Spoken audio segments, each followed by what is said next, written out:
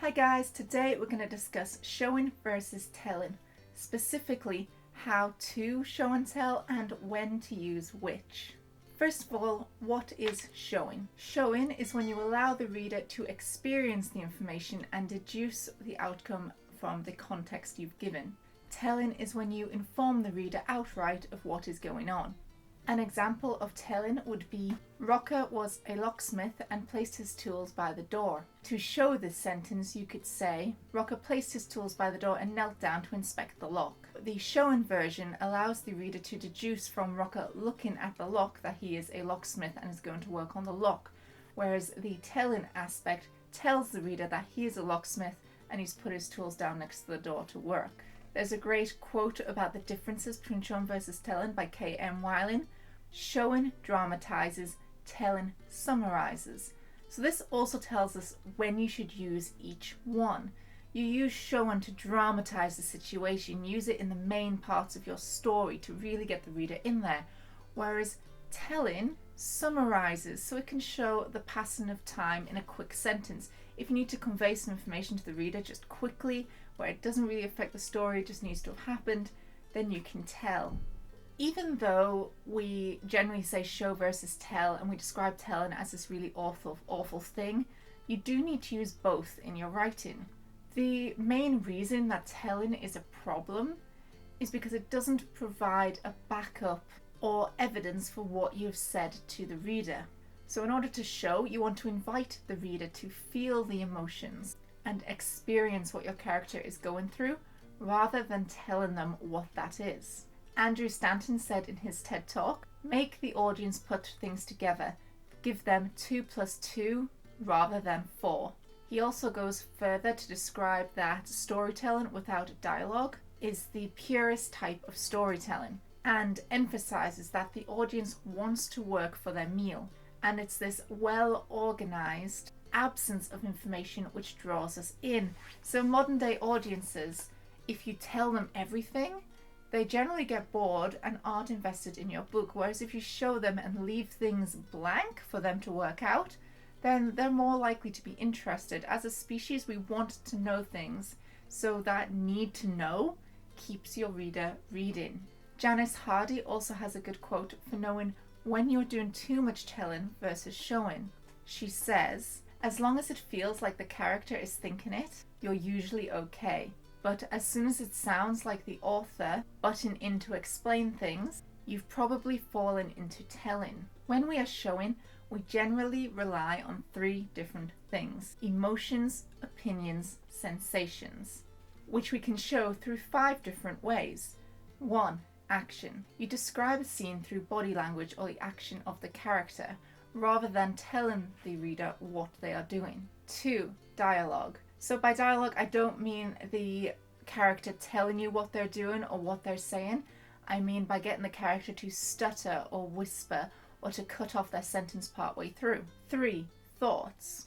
This would be your character thinking about what they have to do and maybe the outcomes of each and what they should do in that circumstance. If your character is perhaps chained down or tied up with rope and cannot move, but they need to make a decision, then it's good to show this through the character's thought. 4.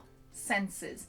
Use the 5 senses. If you're not sure what these are, I'll pop a link below to my senses video where I just tell you what they are and how to use them. And number 5, feelings. Convey feelings such as anxiety and conflict within your character. So those are the different ways that we show, but there are also 6 rules for showing. 1. Give evidence.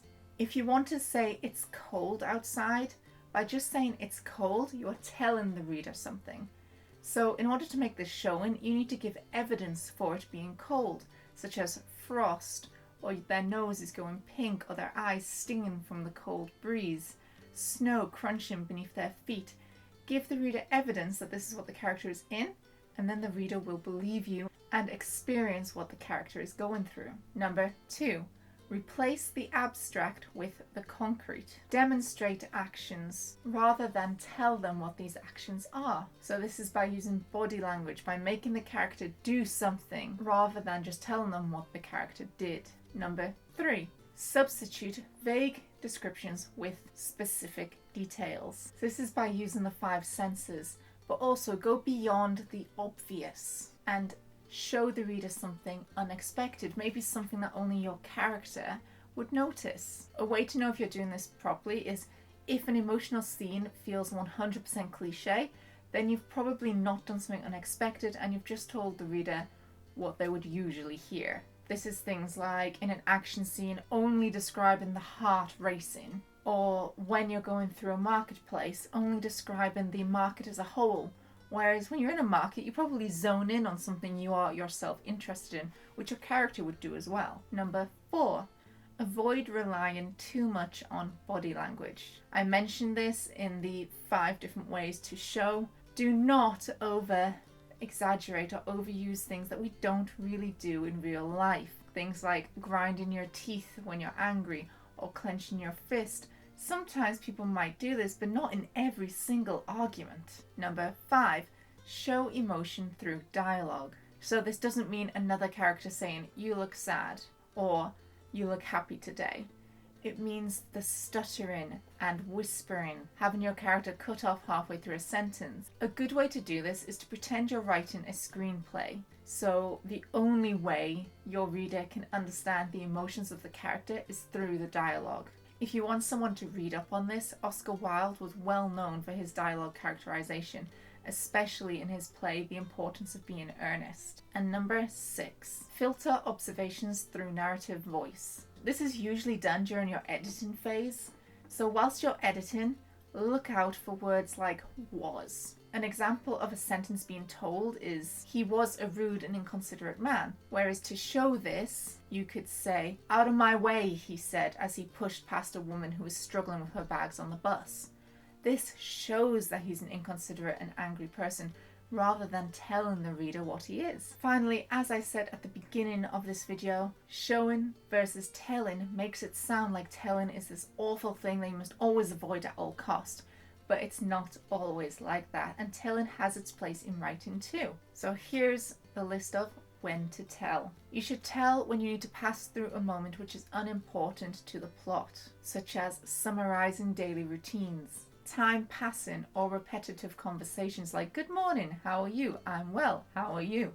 The reader doesn't need to know these things, so you can sum it up in one sentence and move on with the story. You can also tell some aspects of magical systems or laws of the countries.